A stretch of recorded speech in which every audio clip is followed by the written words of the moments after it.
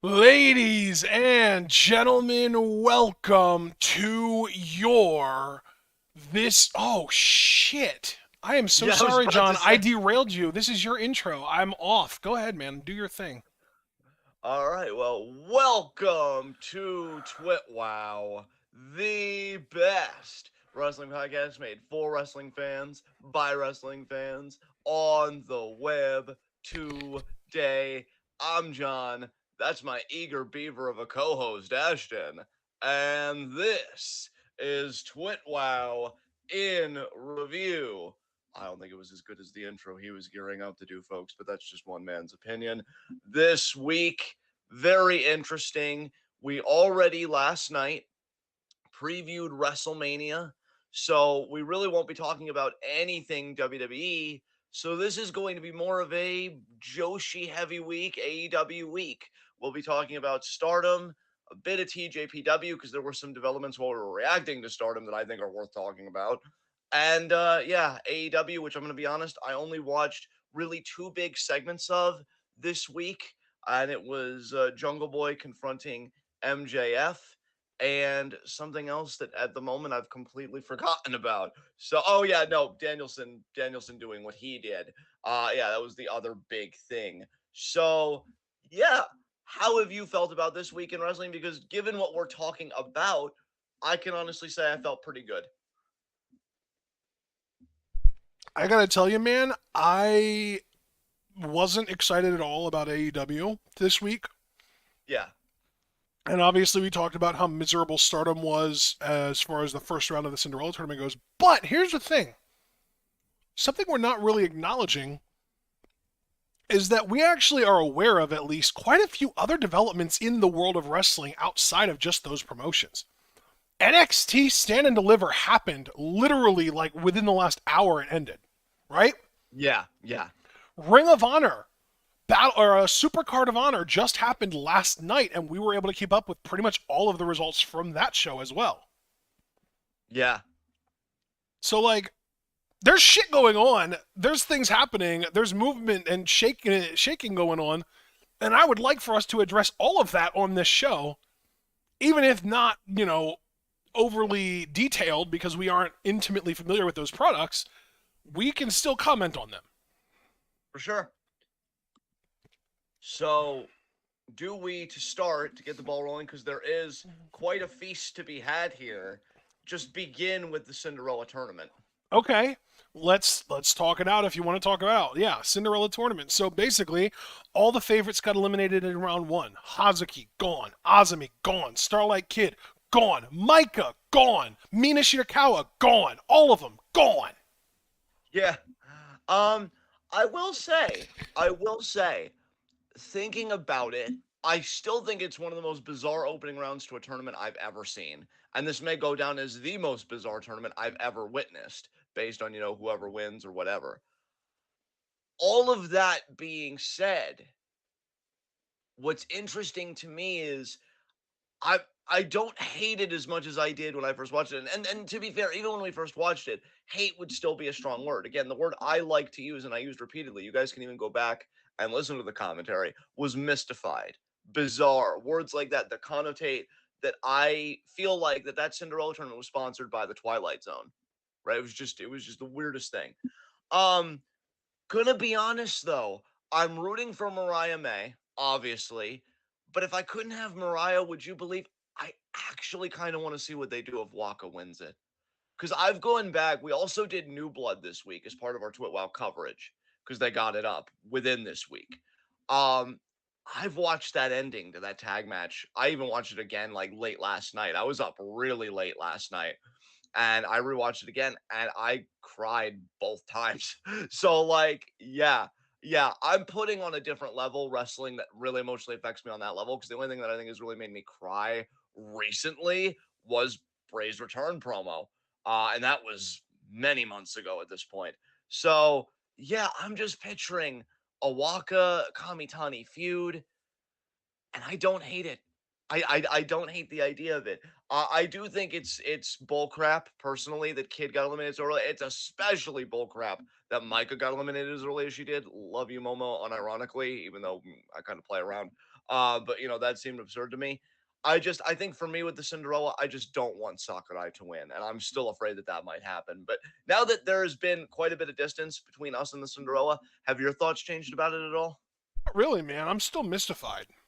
Yeah, yeah, it was weird, man. You had to be there. Yeah, and we were. So there you Yeah, go. I'm just completely flabbergasted, honestly. Yeah.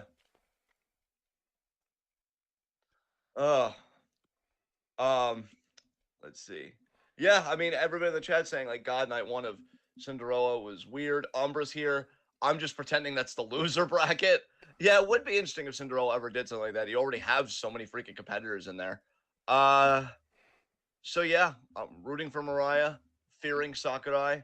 Uh, Waka will be my secondary horse, but honestly, too, I could see Mirai as well. I really could see Mirai doing the two-peat, and I know we've been talking about that as well. Um, but I mentioned New Blood though, because Cinderella, I mean that was it. The whole night was just a tournament, and you're still feeling mystified by it. So what more can you really say than that? When it comes to New Blood, how do you feel about our new tag team champions? How do you feel about the tag titles and how they're going? We already know that the first defense is going to be Hanako, who we could also talk about extensively, honestly, and Lady C. So how are you feeling about the tag team scene in New Blood? Yeah, I'm feeling pretty good about it. I'm pretty stoked about it. I enjoy specifically Kid and Karma. I love Karma. I think that's a great fucking gimmick. Really good stuff. I'm excited for Lady C and Hanako as a team. I really liked Hanako's debut. She definitely had, I think, the best debut for anyone in Stardom since Kamitani. Yeah, dude, I was thrilled with that debut. You know that. Again, you guys can go back and listen to our reactions. I am thrilled with her. I really feel like the sky's the limit for her, and I'm really excited about what she's going to do next. I just think she has buckets of potential. I mean it's going to be wild for her without a doubt. I like her and Lady C as a team. I like that they're going after these tag titles. I think that's interesting.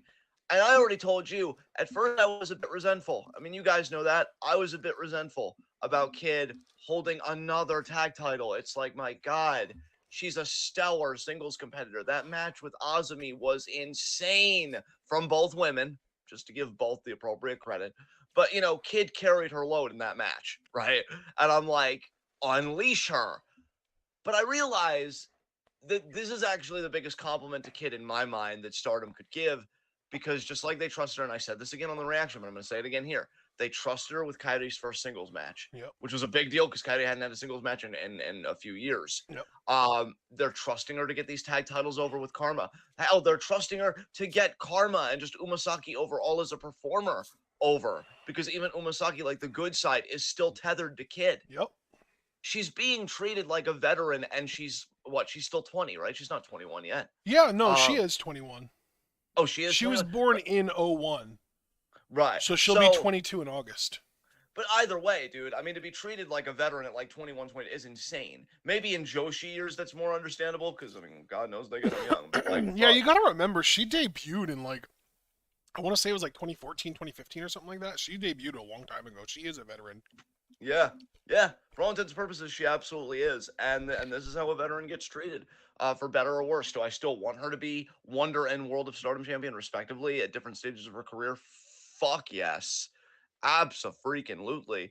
But am I cool with just Stardom giving her that nod of like, you're the only one that could get this over. We trust you unequivocally. Yeah, that feels freaking nice. So congratulations to Kid and Karma.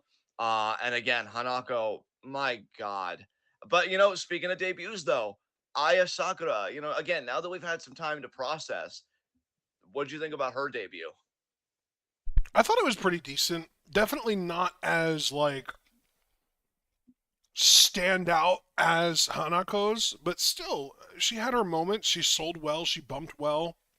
She didn't have a move set consisting exclusively of drop kicks, which is always nice. She did a few, but she didn't get anywhere close to the limit that we set, the like over underline that you set or the one that I set. Yeah. And yeah, that roundhouse kick gave me a lot of hope. It's a flash. It's a promise. It's interesting for sure. Yeah, it's funny, man, because like I don't want to be too hard on her because she literally just started. And again, there is that promise there. I would put it on the weaker tier of debuts for me. I think only because people like Kamitani, and specifically in my mind, Kogo and now Hanako have really raised the bar of what you can expect from certain debuts. However, I'm still thinking about that roundhouse kick, and I'm like, man, if we focus on stuff like that, she could be a lot of fun too. And at the very least, I'm proud of Stardom for investing in its future in creative ways. You know, you've still got Miyu doing her match trials. I think this was like match 3 or 4 against Shuri, and that was really something, especially the ending. Uh, they did this amazing story, with Waka. They've got Hanako coming in. Ueda still has yet to debut. I don't think we've seen her yet. So I'm curious how that's going to go. And yeah, Aya Sakura, not bad. I even like the Julia, and credit to Julia, honestly, because again, I don't know if it's the culture or what. I think she was pretty giving in that match. There was a time in pro wrestling where I think if you were the world champion, you were asked to work with somebody like that, you'd feel insulted and you'd go into business for yourself 100%. I think Julia was selfless enough to get her over, to get people to care about her and take note of her, while also protecting herself because she's motherfucking Julia. So, yeah, I thought that was great. Um, can't really think of anything else there. Is there anything from Stardom you want to talk about that maybe I haven't touched on? Not really, man. I really didn't expect for us to talk this much about Stardom in the first place, to be honest with you. Okay, well then, what would you like to talk about? I'll let you take over the next topic Let's, I here. mean, dude, we're fresh off of NXT Stand Deliver. Let's talk about that. Yeah, congratulations, Indy fucking Hartwell. Bro, congratulations, Carmelo fucking Hayes, new NXT champion. Hell yeah, brother. Hell yeah. Um, Mello and Indy. Talk about a fucking contrast, too. Indy's probably taller than Mello. yeah, yeah. I mean, dude, I will give NXT credit. We've been hard on them for really a long time. This is the most interesting their product has looked to me in the longest time. I think since we dropped it. You've got Indy as women's champion. Not that there was anything wrong with Roxanne Perez, and you've got Mello. And look, I love me some Braun Breaker, even with the stuff coming out about his dad being a piece of shit, and that does make me worry about him. But I've already been writing Braun as if he's on the main roster. And Javaris is having conniptions over here. He's like positively joyous about Mello being champion. And yeah, I think Mello's going to dominate. I think he's going to be one of the more memorable NXT champions that title has had. I think Breaker's run went way too fucking long. Yeah. Yeah. But you know what though? I don't say this like curtly to be disrespectful to you or anybody, but get used to it, because if he really is the next guy, those are the kind of reigns that we have to adjust to. And so if anything, I appreciate NXT for being honest about it. You know what I mean? It's like, well, get a load of the next 10, 15 years, But yeah, it's I'm happy for Mello, man. He's insanely talented. I think this is going to be great. I'm guessing the crowd was raucous. I didn't get to hear his win like with any sound, because I did see Twitter clips. Personally, for as much as I adore Mello, though, I am actually far more excited for Indy, only because I never thought it would happen for her, to be quite honest with you. There was a point where I'm like, she's never going to be NXT Women's Champion. Why are they wasting her down there? And they gave it to her. That to me is so cool. I don't know how long she'll be champion. If I'm again being truthful, and it's something against Indy as a performer, just as a character and how they've booked her in the past, I don't expect the reign to be that long, but maybe they'll surprise us. So we'll see. What are you kind of hoping out of these two title reigns, man? Oh, and, I mean, I'm just stoked that they're existing at all. Like, I hope Yeah. that. I'm disappointed that Roxanne didn't just retain in that ladder match, because the whole build to it was just so convoluted and awful and miserable, and I hated every second of it. With them saying like, "Oh, she's injured, so she has to vacate the title, and we're gonna name a new champion maybe at NXT Takeover Stand and Deliver." It's like, fuck off. I hate this shit. So I hate fake injury angles so fucking much. And then Roxanne ends up being in the match anyway, because of course she was, because we all fucking knew she was, because she was never actually hurt, and they were just telling a story using the whole Mako training bullshit. And she loses the title anyway, and I don't like that. I'm Yeah. stoked for Indy, but I'm upset at the story and that Roxanne lost the title already. Yeah. Yeah, no, that's definitely understandable. That shows that even though the NXT's got great representatives, it doesn't mean that they'll do those representatives justice because you can put a fresh coat of paint on problems, but the wood may still be rotting. And that's why I'm still engaging NXT with a considerable sense of trepidation because it's like I love your champions, but have you fixed the problems that made me leave in the first place? And when you go through stuff like that, bro, it makes me think, probably not. But I'm still curious where these champions will go. Anything else from Stand and Deliver that was noteworthy? Well, uh, Alex Foster brought up that Chase U picked up an actual win. That's because they teamed up with Tyler Bate. It was Tyler Bate, Andre Chase, Duke Hudson, and Thea Hall versus Schism, which was Joe Gacy, Jagger Reed, and Rip Fowler, formerly known as Grizzled Young Veterans, and Ava, aka the Rock's daughter. And Yeah, Tyler Bate and Chase U actually won that match. And it also had a stipulation where the winners got control of Chase U, so thankfully Chase U just keeps control of themselves. Indy won the women's title. Gallus retained the tag titles, which I didn't know they were even tag champions until I looked at the Wikipedia page recently. yeah. Wesley retained the North American Championship, but we did get Dragon Lee's debut.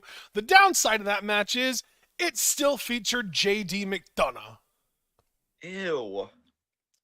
Yeah, Devlin's still around, which literally, as long as he's around, I will never, ever be a consistent watcher of NXT. You're never going to get my viewership until you get rid of that fuck. Yeah, he's fucking chud to the max. Jesus Christ. Yeah, Gargano actually made Waller tap the fuck out. Wow. God, that whole thing. Jesus Christ. And then Alba Fire and Isla Dawn won the women's tag titles from Fallon Henley and Kiana James. It seems like those titles are going back to hot potato status, it seems. So Yep. that's fine. Although I think this might end up being the team that they land on where they stick, because Alba and Isla, that's like a great example of two women that you don't really want to put the world title, like the women's championship, on, but you still want to be a part of the product pretty consistently. So having them be the tag champs makes a lot of sense. Yeah. Yeah, absolutely. So, and then yeah, Carmelo Hayes wins the NXT title.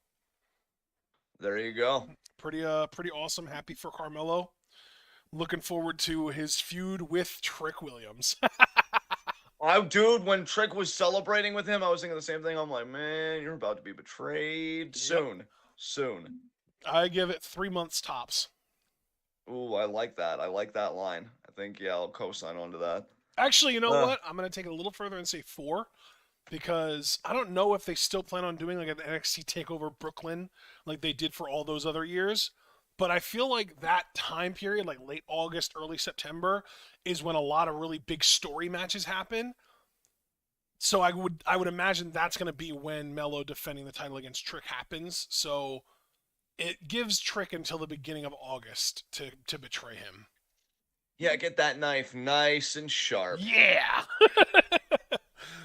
All right. So that's NXT. Do you want to talk about ROH Supercard of Honor? Very briefly, yes. Let's talk about it. Okay, so first of all, the big thing, ripping the band-aid off, Katsuyori Shibata is the new Ring of Honor Pure Champion. One of the best stories in pro wrestling history. Yes!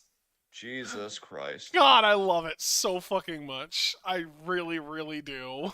only only Shibata would be at death's door, ring the doorbell, kick the Grim Reaper's fucking head off, and then go on to live in such a way that he took his fucking dreams back and won a championship in 2020 goddamn 3. He's the ultimate man. I'm sorry. All these people that posture with their alpha, sigma, all this bullshit. Did you ever think about just going out and doing the damn thing? Because that's Shibata. Oh my god, this fucking dude. This fucking dude. Javaris, I'll go one step further, actually 2 steps further than you. I'll say comeback of the fucking century. I've never seen anything like this. Because, like, we've seen people retire and come back, and the reason they retired was serious. This dude almost fucking died. And, like, Yeah, he I did. really just What thought, was it, like a yeah, subdermal hematoma or something like that in his brain? yeah, yeah. and he beats it back. And then you'd think, okay, well, he gets to just live his life, and we need to take solace in that. And we all made our peace with that. But then that wasn't enough for Shibata. Shibata was just like, oh, I could do that, but I'm still so fit and I'm still a badass. And I really, really, really, really love wrestling. So I'm going to take that back. And everybody's just like, you can't do that. And he's just like, watch me. Bet. And Yeah. he does it. He does it. And it's like, fuck all of you, eat my ass. Like it just what a there will be no better flex in Here's human my history than ass. this. Look at it. Spank it. Yes. Yes. There will be no better flex in human history than what this fucking man did. Everybody else get fucked, honestly, because this is insane. This is like, and he's the pure champion, which has there ever been a more perfect title for fucking Shibata? Like, Dude, right? Jesus Christ. I mean, dude, you were on the Shibata train from the jump when we fell in love with New Japan all that time ago. It took me a bit more time. I mean, what's going through your mind knowing that he's a champion again? Oh, dude, it's incredible. It's glorious. I love it. I'm so happy for Shibata. I don't know if this will lead to him being on AEW more often because it is technically ROH, but we know that ROH has been featured on AEW in the past, but it hasn't really recently, so I kind of have my apprehension. I'm just happy for him, man. I'm just happy that he's back at all. I also love that it's, again, you mentioned like the perfect championship for him of all people because it's like, well, it's like very submission based, very sort of, clean, like very specific strict set of rules, no closed fists, that kind of stuff. I think it's really cool. I think it's awesome. I'll tell you, I've always said that Suzuki is the last of a dying breed. When Shibata came back, Suzuki got help.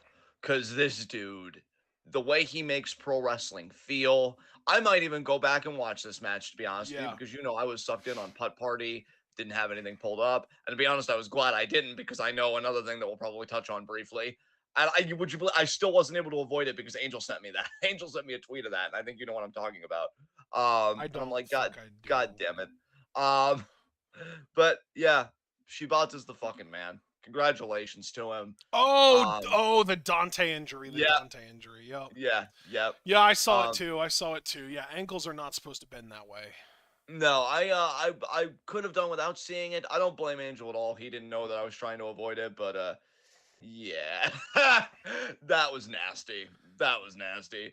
But yeah, yeah. I just happy for Shibata, and that was some good stuff. So did you see, by Um, the way, apparently there were 4 pre-show matches on that show. Jeff Cobb beat Tracy Williams. Konosuke Takeshita beat Willie Mack. I'd like to see that match. Willow Nightingale beat Miranda Alizé. And Stu Grayson beat Slim J. Interesting. I'd love to see Takeshita Willie Mack. And honestly, I wouldn't mind seeing Willow versus Miranda Alizé either. I like Alizé from what I remember. But then, yeah, so El Hijo del Vikingo defeated Commander for the, retaining the AAA Mega Championship. Embassy retained the ROH 6-man tag titles against AR Fox, Blake Christian, and Metalik. Athena retained the Women's Championship against Yuka. Samoa Joe retained the TV title against Mark Briscoe. Tanahashi beat Daniel Garcia. The Lucha Brothers became tag team champions in the dumbest match of the year, I would argue. Shibata won the Pure Championship, and of course, Claudio retained against Eddie Kingston in a match that's like, oh wow, it's Ring of Honor. It's the future of pro wrestling, but the main event is two 40-plus-year-old guys. Yeah, and I love both guys for different reasons, but I mean, let's have a think on that, huh? Next, Uh, Jericho gets his rematch next. oh, Jesus Christ. God, ROH, the American Noah, where we just send all of our, should be retirees. I Jesus mean, at Christ. least with ROH, 40 plus is considered old. In Noah, 40 is like the average. But like, I'm in my second prime. What are you talking Yeah. about? Uh, But yeah, so that's Ring of Honor, Super Card of Honor, and yeah, that injury, I really fucking hate wrestling today that decides to put and this applies both to the workers and to the people behind the scenes that are kind of influencing the workers or have the ability to prevent the workers from making these decisions, prioritizing flash and wows and making the crowd go ooh and ah over health Yeah. and longevity. Yeah, because and that's the thing too. When you prioritize health and longevity, it forces you to be more creative with how you present your pro wrestling, and oftentimes that creativity gets more than a ooh or a wow out of me. It sits with me. It stays with me. Like again, the Waka story that Stardom really just punctuated with New Blood. That's staying with me. You know, it wasn't just one moment, and then I'm like, oh, what's the next thing? Like I'm still ruminating on it all this time later, and I'm still affected by it all this time later. Tell meatier and more substantive pro wrestling in a way that's safe for your workers and better for us. It's possible. I promise. Um so yeah, that's Super Card of Honor. Honestly, I've never really cared for ROH, although Shibata again, big congratulations to him. What should we talk about next, man? Should we just talk about AEW since that's kind of like joined with ROH? I think that's all we have to say about ROH. Yes. So, let me pull something up real quick, and in the meantime, if you want, is there anything you wanted to talk about as far as like AEW goes, or anything along those lines? Brother, like I said, the only two main things I watched from AEW were Danielson's return and MJF and Jungle Boy having words. Um, and I'm like, man, um, So yeah, what yeah. I didn't see the MJF Jungle Boy thing because it's MJF and Jungle Boy, so naturally I tuned the fuck out. So you can explain what happened in that segment if you want. Pretty much MJF tells Jungle Boy like he thought about what he said at the bar mitzvah. He or re-bar mitzvah, excuse me. MJF actually says to start that he didn't think it was cool of Jungle Boy to interrupt it. He said it was kind of a Kanye move, not gonna lie. Oh my Um god. yeah. And then he kind of talks about what Jungle Boy said about how, their match in 95-degree weather, the pandemic and how their careers went separate ways. MJF said, look, you got all the talent in the world, you're great, and you have every right to be pissed off, and you shouldn't even be pissed off at me. You shouldn't even be pissed off at Tony Khan. You should be pissed off at yourself because after that match, I thought I had found an equal. I thought I had found somebody that I would wrestle for the rest of my life, and I actually found it in myself to go to the back and put my hand out to you and shake your hand. And I gave you advice that day. Do you remember what it was? And Jungle Boy more or less said, "Oh, was it to just care about myself?" And MJF nods, and Jungle Boy says, "Oh, well, I wish I was more like you. I wish I could talk like you. I wish I could care about nobody but myself. I wish that I didn't mind being the biggest piece of shit in this entire place." And then Jungle Boy says, when I become world champion, I'm going to do it my way, blah blah blah, and they get physical. Jungle Boy stands tall in the exchange, and it's very interesting getting fan feedback on this segment. I normally don't like open a discussion with other fans' thoughts, um, but one fan's comments really stuck out to me, and they said, "I don't hate Jungle Boy, but I can't believe in him.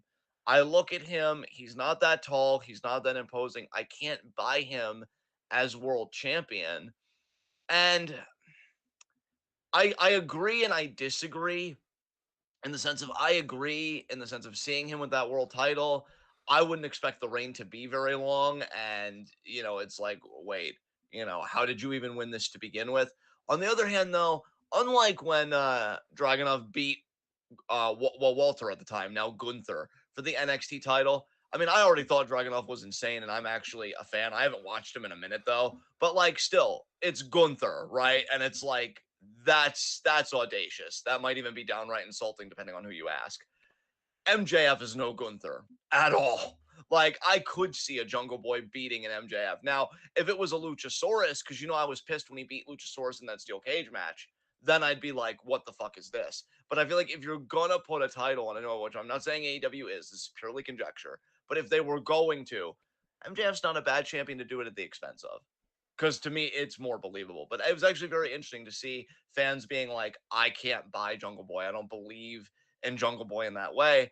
And as far as the promos, I'm going to be honest. I mean, Jungle Boy was even getting whatted at one point, and it makes me wonder if he suffers from that Alex Riley syndrome, where people only like you to the extent that you're working with heels that they hate more than they like you. And so, or maybe they just hate them more than they hate you, so it kind of turns to like for that brief period. because he worked with Christian, who I felt like was an amazing heel. And whatever we can say about MJF, he does get his heat. He is engaged. People are engaged by him, and it's just yeah. I just wonder if Jungle Boy is kind of being carried with these different people that he's working with, and if he really had to stand on his own in any kind of significant capacity, if people just would not care because he was again getting wanted even in this promo. And MJF is MJF. Really nothing to say about that. So that was the extent of that promo. I don't regret skipping out on it at all. There you go. Yeah, you really didn't miss much, man. Oh yeah, I also did see the tail end of Adam Cole and Daniel Garcia. That's right. That is another thing that I watched. I'm guessing you saw that. So if we're extending our congratulations, can I just say congratulations to Adam Cole, Bay for making a comeback. And also for probably being MJF's like worst nightmare, like probably the guy that's going to take the title off of him at some point. I mean, I'll give AEW this. If they put the title on Cole, look, I don't need to tell you all the sexual sounds I have made into this microphone over the years over really good wrestling. If Adam Cole is our AEW champion, things are happening. Things are popping off for sure. And I'm In just your going to let you mouth. use in my mouth And the rest of your everywhere. body. And the rest of my yeah, use your imagination, folks. I believe in you. But yeah, Adam Cole being back, I think is great. I mean, has the man ever stopped being a stud muffin? God damn. Yeah, he beat Garcia. Seems like he's gonna feud with Jericho, and I'll be honest, I'm terrified of that because people that feud with Jericho always come out worse. I don't need that shit in Adam Cole's life. He deserves better than this. And so yeah, I guess we'll see what happens. But how do you feel about Adam Cole Bay still being the greatest gift to this planet? So I didn't like this going into it because it was Daniel Garcia. I'm so incredibly over Daniel Garcia. It's hilarious, honestly, that I ever liked him at all. Um, Daniel Garcia needs to find himself. Daniel Garcia needs to get off TV and work some fucking indies, and basically he needs to hit that grind because this dude is like toxic to me. Like he has no fucking clue who he is. He has no fucking clue who he's even supposed to be. He has no fucking clue what he's even supposed to be doing on TV. I really, really hate what's happened to Daniel Garcia. And all I want at this point is for him to go away and come back in a little while with a completely refreshed look and gimmick and everything. Because this ain't fucking working. And the fact that they wasted a Hiroshi Tanahashi appearance in the US on him disgusts me. Damn, I haven't heard you be that visceral to somebody in a minute. That took me aback, bro. Holy fuck. Dude, Daniel Garcia, what is he? A good wrestler? Okay, what else? That's it. Yeah. Yeah. That's all he is. He's just a good wrestler. There are fucking hundreds, maybe even thousands of good wrestlers around in the US, on the indie scene, in Japan, whatever the fuck. They're everywhere.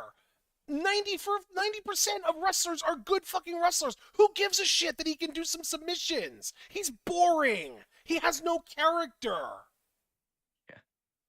Hey man, I ain't gonna fight you on it. I'm just surprised you went that hard in the paint, my guy. But I mean, yeah, I think Garcia is emblematic of a problem we've talked about before. Because I know for a fact we've talked about it before. We've done this podcast so long. I think we've talked about everything at least once. Yeah, and we have talked about we have a generation of wrestlers where I think being good in the ring is such a low bar today. it is. That's what I'm saying, and that's all he has. Yeah, like love him or hate him, but when Shawn Michaels came on the scene all those decades ago, he was something different, I think, for a lot of people in that scene, and he could get away with it. Nowadays, if you're not a Shawn Michaels to start, you might as well just quit right then and there. Like, that's the low bar, I feel like, today. Because remember, at the time, his big pop was being able to do a fucking moonsault. Like, that doesn't fly today. So, yeah, so much emphasis has been put on the in-ring, and I would even say in the in-ring in all the wrong ways, as we just got done saying. Yeah, about top exactly. Like, yeah, like that's my thing too. Is like Garcia needs to like train under Suzuki or something, because if that's the kind of wrestler he wants to be, he needs to get out from under the fucking Jericho learning tree and learn under someone that actually knows how to do the shit that he wants to fucking do. Yeah. I mean, I will agree with you there because I'm going to be honest. all the stuff you're saying about Garcia and me thinking about Garcia, I do think he's a good wrestler. But again, we know a lot of good wrestlers. But I feel like if you're looking to infuse personality in your in-ring work, Zack Sabre Jr. benefited so much from his time with Suzuki. Yeah. To the point where it's kind of a shame that he's kind of doing what he is now, because I do think that's a regression. I think Suzuki Gun Zack is best Zack. Taka Zack is best Zack. My favorite era of Zack Sabre Jr. by Yes. far. It's not even close. Not even close. But just the idea that that era happened proves to me that ZSJ is above Daniel Garcia precisely because he got the right education. And so I can definitely sympathize with where you're coming from, man. And I can co-sign. So I mean, let me ask you, taking a step back, because that nugget, again, I was not expecting that. I think that's a treat for everybody and for me. And kind of recentering the situation, who would you have had Adam Cole's return opponent be if you didn't want to put Garcia in that spot? Swerve. Yeah, there you go. There you go. I mean, Perfect heel. Perfect heel foil. if we know that Adam Cole's going to win regardless, and I would obviously not love to see Swerve lose, but he and Adam Cole could put on a fucking banger. Cole could go over. It could make Swerve, take that one L and then just move on, because Swerve can take a loss and be fine. The thing is, my big thing is, I just want Swerve on TV. I want Swerve on TV. I want Keith Lee on TV. Like, we can't emphasize enough that they're using motherfuckers like Daniel Garcia and Darby Allin and Jungle Boy and Sammy Guevara with talents like that sitting on the bench. Yeah, it's funny when you mentioned Darby, Jungle Boy, and Guevara, because they're literally, it's either going to be a fatal four-way for MJF's next defense, or one of them. Maybe they'll do a triple threat and only one of them will get the shot. But that's like the world title picture right now, because all three Yeah, of those I guys know. confronted MJF. It's So like, it's yeah, unbelievable to me. It actually blows my mind that they're actually being this Cody Rhodes level indulgent. That they're actually fucking doing the four quote unquote pillars as fucking if. yeah, god damn. Um, do you want this to be the part of the show where you tell us how you really feel? Only if you really want me to. Oh yeah, okay. Um, I do really like Cole though. Poor Cole, because I really do love him. It's kind of a shame that he's in this spot. I really thought he'd be main eventing Manias by now, and man, life never goes as you expect it to. Yeah, we'll have to see how it goes for him. Do we just talk about Danielson now, or is there anything you want to talk about in between that? Because you actually watched Dynamite. You're more, yeah, I should say, you're more attentive to it than I am on the whole. So, I don't so I know think, if that was true this week. I was barely attentive to it at all this week, honestly. yeah, that's fair. I yeah, I'm just gonna say it. Really thinking about the Danielson heel turn, I think what I'll say about it is this is AEW clearly knowing what they have in Danielson, but rather than appreciating it, they're abusing it. Oh, wait, is this Danielson's basically heel turn? Yes. Oh, yeah, dude. This is actually something else that I wanted to go on a whole rant about today. By all means, I love the first one. Go ahead. I'm actually prepared for this one this time. The Blackpool Combat Club being chicken shit heels. Oh yeah. God damn it. All four of them now. All fucking four of them. Danielson, Moxley, Claudio, and Yuta, chicken shit heels. Yeah. Claudio has spent the entire build-up to his match with Kingston dodging him and avoiding him and trying not to fight him. Yuta used a fucking low blow on Katsuyori Shibata and then a closed fist punch that the referee admonished him for and docked one of his rope breaks for that cost him the match. These motherfuckers ran away from Hangman Page because he had a nail, like he had a 2x4 with nails in it. They are full-blown cowards at this point. I even posted in live wrestling discussions that BCC equals big chicken shit cowards. Yeah. And it's apropos. They are complete chicken shit heels now, and it's disgusting. You take these four dudes whose entire gimmick was built on the fact that they are badass fighters, and now they're afraid of everyone if they don't have a numbers advantage. Yeah, and can I just say too, just to kind of piggyback onto your rant, I don't like when people use the excuse of, well, they were William Regal's students. William Regal, I think he's been a chicken shit heel in the past, sure, but at other times he's been an even more villainous heel than that. Like at once he was the GM terrorizing the entire show, knocking people the fuck out.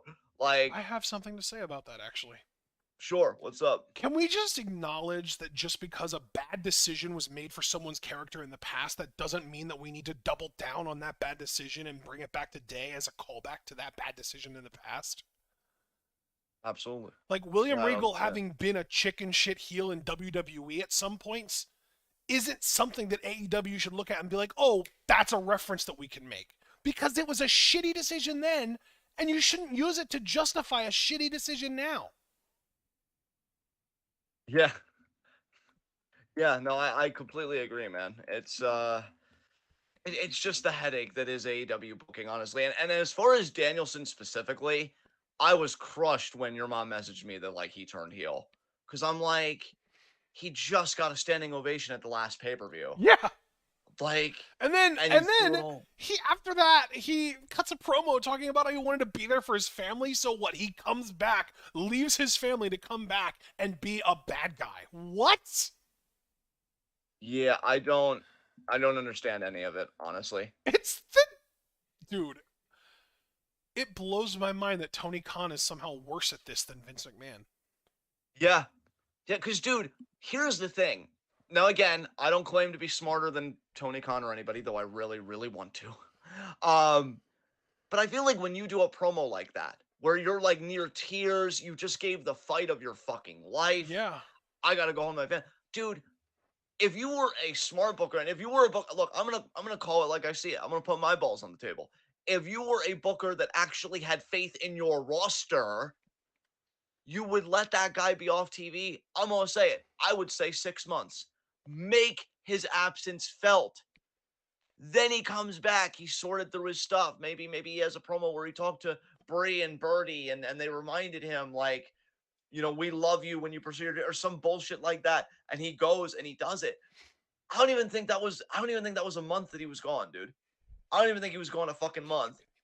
He comes back and he's a fucking heel. Yeah. You just threw all of that emotional pathos, like everything he had developed in the course of that match and after the match, away. Yep. Out the window. And Gone. and you Trash. flushed it down the fucking toilet. And I'm like, see, I didn't expect to rant now, but again, the Danielson's part specifically made me really angry. I laughed when you said about the bat and everything else, because I'm like, it's just pathetic now. But Danielson, I'm like, well, he's still interesting. And like that, in no time at all, you make him uninteresting. Yep. And it's like, why? Yep. He's so fucking. And you know what? Again, this is why I say to circle back to what I said to start this, because then you said this is something else you wanted to rant about, and I absolutely wanted to give you the floor. This is AEW actually recognizing what they have in Danielson, but they don't appreciate it. You can see it, but you don't understand it. And that's what this is, because they know this dude is an amazing promo. And if anybody can cut a promo to get this fucking shit over, he can. And that is me giving the ultimate compliment to Danielson, because I think the perfect wrestler, as Regal once called him, can take anything and be like, I can make it edible. I can make it palatable to an audience's sensibilities. I can do this. And he can. No, make no fucking doubt, no fucking bones, no anything about it. He can. That doesn't mean you should. Jesus Christ, how many more years do we possibly have with this dude? And you're gonna waste it on this shit? Ah, fuck, man. And you know me. Look, guys, you know me. I've never really consistently acknowledged Danielson on Fave Fives or anything like that. He's always been that guy that I've appreciated, but in a weird kind of way. But I guess you can see now the love come out, because I see this and I'm just angry. I'm like, how could you do this to fucking Brian goddamn Danielson? I don't understand it. So now he's just a heel. So what? So we could do our Kenny Omega feud? Uh, I feel like that Okay. is you asking a lot. Like that is you being optimistic even. I mean, but didn't he go after? He did the Busaiku to But Kenny, I'm so saying I obviously don't they're think gonna it's have going to to be settle a that. one-on-one feud though. I think it's going to be like one of those big like team feuds that's going to end up in blood and guts. Yeah, probably, and I've never cared for that match. No, neither one of us Um, has. yeah, I just what the fuck? And honestly, I don't think Brian's going to be at the G1, because I know that was like the big thing we wanted for him and the big thing that would make us do the G1 this year. And I just think it's being skipped. I'm telling you all right now. I know we're still a few months away. We'll have to see. But it's really looking like a skip, because it seems like Khan wants to always keep Brian close. And if he's in Japan, well, he's not close then, is he? So, yeah, like this also let's talk about Tony Khan a bit more for a second here, because this whole relationship that he has with Danielson really shows me how insecure he is. Because, like, you couldn't let the guy take any substantive time off. Same for Moxley, by the way, who I'm still waiting to take that fucking vacation. This dude doesn't trust his roster, and I think more pertinently, I don't think he trusts himself. So why do you think he's given the whole fucking ball, the whole the key to the kingdom, to former WWE guys that are grizzled fucking vets? Because he's like, oh, I may not have confidence in myself, but they'll navigate the ship for me. You motherfucker. You spineless, worthless motherfucker. Like, Vince McMahon's a piece of shit. And the day he dies, I'm popping bottles with all you fucking magnificent motherfuckers. You know that. But at least he had competence at times. I mean, my God. You know, there was a point in time Dude, where that's Vince... my thing too, right? Yeah. Is like, we've seen some good shit in AEW, but even then, we've never seen any truly magical shit in AEW the way that we've seen in WWE. Like, AEW has never done anything on the level of the Sami Zayn story. AEW's never done anything on the level of Kofi Mania. AEW's never done anything on the level of the rise of Daniel Bryan to WrestleMania 30. They've never come even close to that. They've never gotten even close to touching that realm of brilliance. And to me, I don't like to give Vince McMahon credit for that. I think that was just the writers hitting on something and Vince McMahon not nixing it, and us getting lucky that Vince didn't fuck it up. But I think, yeah, that's still more aptitude than Tony, seemingly. exactly. Tony's never done anything even remotely close to any of that greatness. Yeah. And that's just in the last decade. That's me just talking about WWE in the last decade, where that's basically them at their worst. You want to take it back to the 2000s or the 90s, and the frequency and the brilliance of these angles increases exponentially. Yeah. Yeah, like, what the fuck are you doing over there, my guy? Like, people always joke about him doing coke or whatever kind of drug. And, you know, like, I'm always a bit wary of that because, you know, my history with that kind of stuff, you know, in my family and shit like that. But nah, even I can overcome that and be like, you're doing something, because it's fucking everybody else up. I don't know how you can do what you did with Danielson, this whole 60-minute Iron Man match, which, kudos to both guys, got rave fucking reviews. And there were even people that said that this was Danielson's best match of his career. I'm not trying to co-sign onto that. I didn't watch the match. I don't know. But for people to say that means a lot. He did something that he did something that emotionally affected them on a profound level. Let's turn him heel. I hate you, sir. I hate you so much. Like, fucking learn a book. Read a Booker's man. Something. God. He is leaning on these two so goddamn hard in Moxley and Danielson. And him leaning on them makes them worse. Because now you've made them both heel. Moxley, who's the best promo cutter in the fucking game, especially when he's just himself and he's not trying to be a chicken shit. And Danielson, who is also an astounding promo, but I would say a far better wrestler than Moxley in terms of, again, generating that emotion. And he doesn't need to blade every fucking match, which that's another reason why I would have liked Moxley to go off TV, because then maybe I would have forgotten about that problem and it would have, you know, built up my tolerance a bit for it. Yeah. God damn, man. Yeah, they fucked up real bad.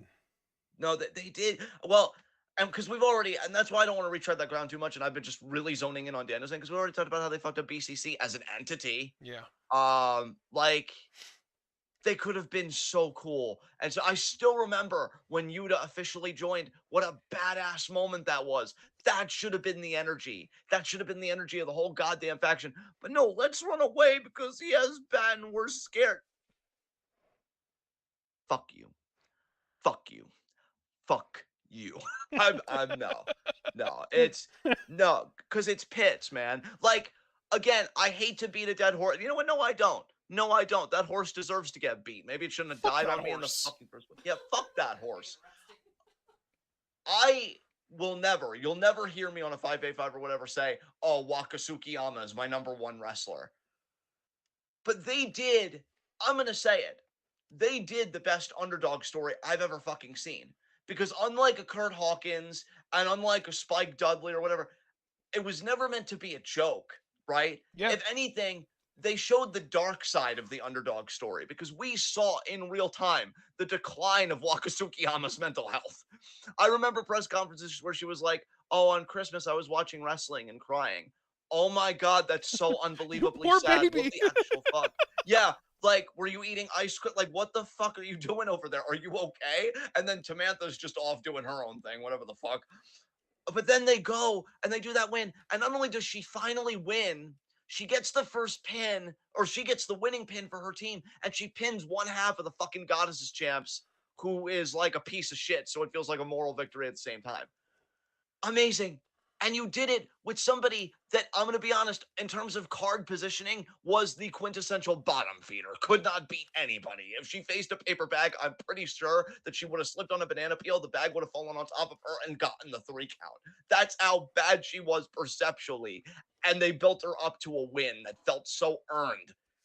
You've got 2 of the best wrestlers in the world, and you're stumbling in the fucking dark. I am begging you. I am begging you to get a clue somewhere, because wrestling should not be this hard. Wrestling should not be this convoluted. And I've been saying that for years. And I can't believe I'm still fucking saying it.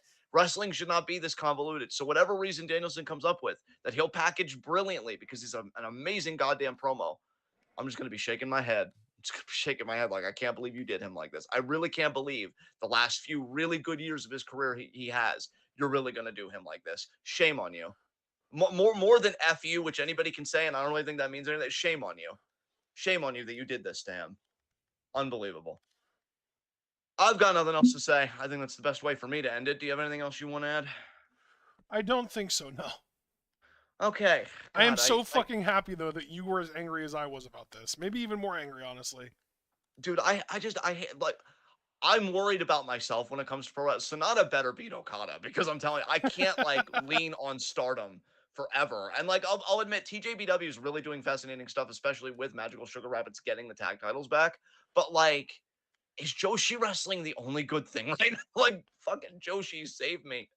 I even tweeted last night. It's a beautiful era for Joshi wrestling. It really is. Like, fucking, Manami Toyota and Aja Kong, they can be proud, being like, yeah, they're still fucking carrying it.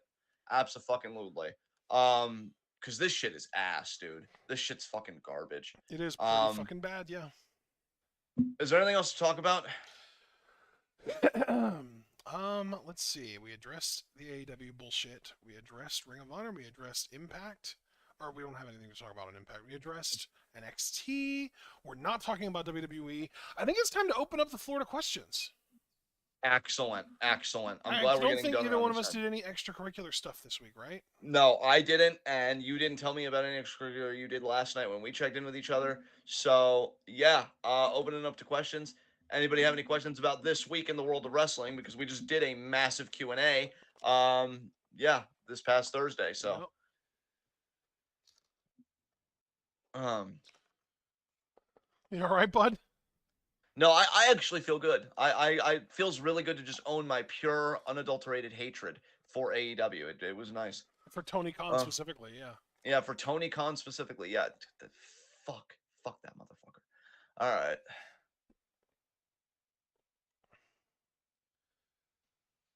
I'm trying to think. I feel like I did something extracurricular this week, but I really don't know what it was. I don't know. If it comes to you late, you can always break in. We've done that before, both of us. So, Yeah. Super Blue, how do you feel about Drew Gulak jumping off the top rope against Hank Walker on NXT? It was a top rope flying clothesline, and Charlie Dempsey helped Gulak win. I guess that's okay. I mean, I know his whole thing was safe and sound on the ground, keeping it purely technical, no high flying. So if they would make it more of a story beat of how much he believes in Dempsey, that he's willing to go off the top rope, or how much, like he's willing to dominate with Dempsey. But I just feel like it's a thing that they did as part of a match. So yeah, good shit there. Javaris. Can we talk about Ibushi returning and not missing a goddamn set? Here's the thing, Javaris. I only didn't make that a part, or I guess we didn't make that a part of the thing, because I only saw like the highlights of that match with Mike Bailey. He did look good, but I'm still curious to see more, to be quite honest. But I am thrilled for Ibushi that he's back for sure, and he's back on his terms. Like I told you, Javaris, I think I said it best. I want him to fall in love with pro wrestling again. And I think this is the way that he falls in love with it again before he makes any serious decisions, whatever those might be.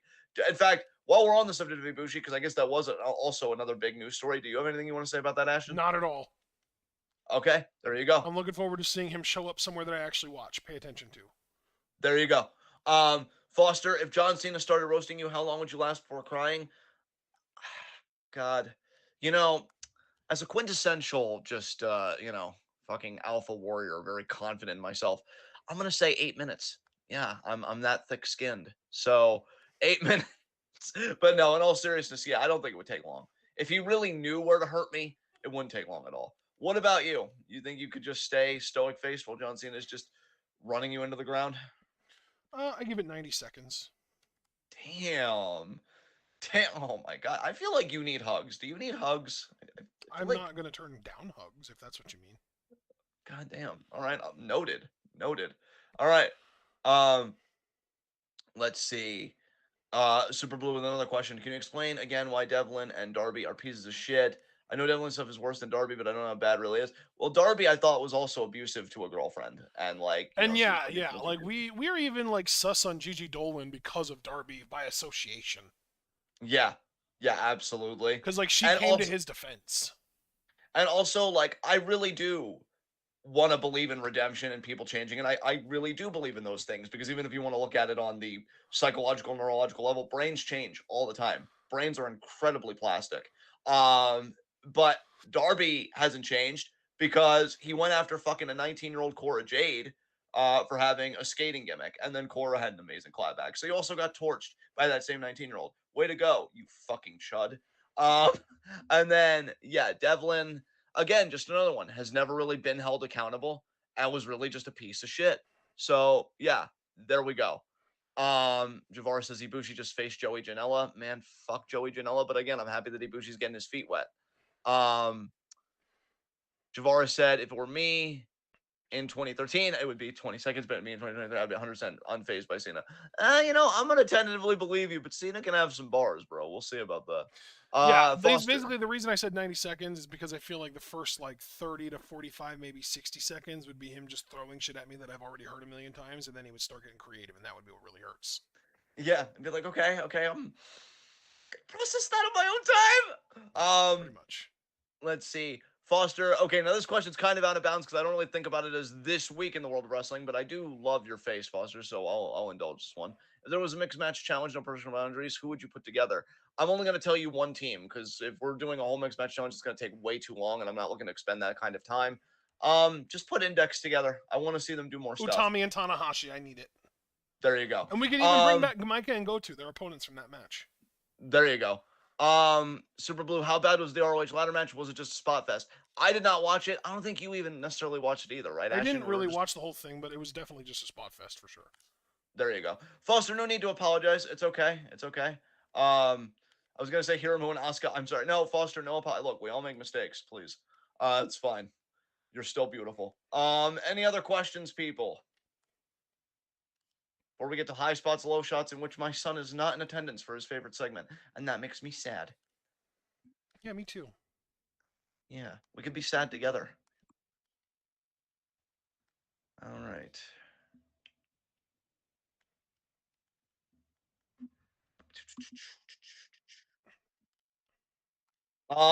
That's a good. See, there you go. Look at you, Foster. Don't call it a comeback, baby. He said, "Whose WrestleMania entrance will be the best?"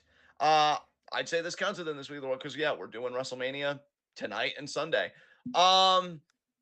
Honestly, I think Roman's. I think they're gonna do something special for Roman because it's another Mania where he goes in as champion.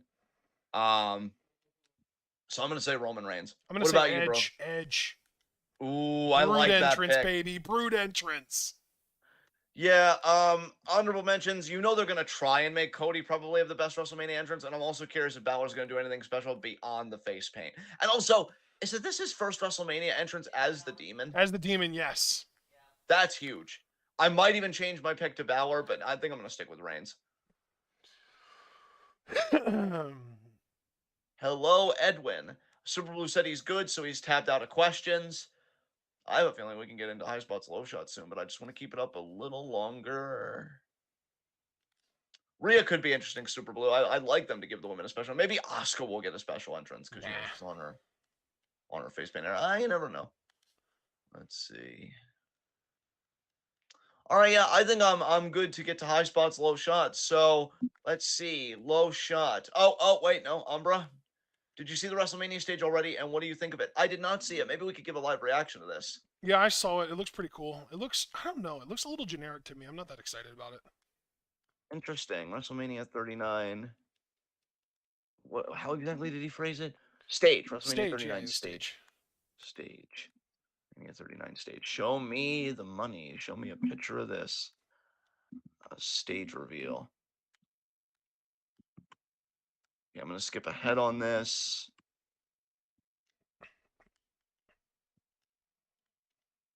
Not bad. Not bad. I actually like the movie poster idea as like as part of the set piece. I think that's really cool. But yeah, it's okay. I'd probably give it a 7 out of 10 from what I'm seeing in this video here. I'm just kind of doing like still images. It's not bad. It's pretty cool. It looks nice, but it is a little generic, right? Like I'm not making that up. No, certainly not. I will say, the inspired like award show staircase that they've got, like that the ramp kind of bisects. So that's a pretty cool aesthetic choice. Yeah, I'd say 7, maybe even 8 out of 10. It's a pretty cool setup, but I think I've seen cooler WrestleMania. Like, I don't know. I feel like WrestleMania 19 comes to mind and stuff like that. But That was exactly 20 years ago. How about that? All right. So yeah, high spots, low shots. God. I feel like the dick move is saying Dante Martin's the low shot, but I don't necessarily want to go there. You know what? Oh, you know what? I have one that avoids me being a dick and makes me happy. My low shot's Nanae Takahashi because you got pinned by lost fucking to Waka. Waka. Amazing. Perfection. All right, who's your low shot, bro? I'm gonna actually say, I don't know. That's a tough one. God, Wheeler Yuta. Ooh, good choice. Good choice. Yeah, motherfucker cheated, still lost his title to someone that's supposed to be dead right now. Yeah. Yeah. God damn. Oh man. High spot. I'll tell you, this does actually seem like a strong week for high spots, depending on what you watch and what you like. You know what? Fuck it. It made me cry twice. It would feel disingenuous to give it to anybody else. Waka Tsukiyama. Yeah. What a beautiful win. What a beautiful story. And yeah, I'm really happy for Waka. I don't know if I wanted to win the Cinderella, but again, as I said, I wouldn't hate it. But however far they take this, I'm curious with what comes next. So Waka Tsukiyama, very easy high spot. Congratulations to her. So what about you? My high spot, God, I don't want to just give it to Shibata because I don't like to do like mirror stuff like that. But I will say that my high spot is Indy Hartwell, NXT Women's Champion. Congratulations to her. Very nice. Love it. All right, guys. That was TWitWoW in review. And this has been TWitWoW, the best wrestling podcast made for wrestling fans, by wrestling fans, on the web today. I'm John. That was my corner commentary. Ashton. Guys, be sure to like the video as you file out. Subscribe, click the bell icon for notifications so you don't miss any of that TWitWoW goodness. Check out everything we're involved in the description box. Follow us on Twitter and Twitch because we are the best wrestling podcast in all the IWC. And we'll see you guys for night 1 of WrestleMania Live Reactions. WrestleMania beginning 8 p.m. Eastern Time, where we're already skipping, like, the big men's 4-way tag match thing and the women's for night 2. But I think that's the only match we're skipping on night 1. So after that match, the rest is just WrestleMania coverage. You can get your best WrestleMania coverage from here at TWitWoW. Yeah! All right, guys. We'll see you then. Be good to yourselves and each other. Tune in. Peace out.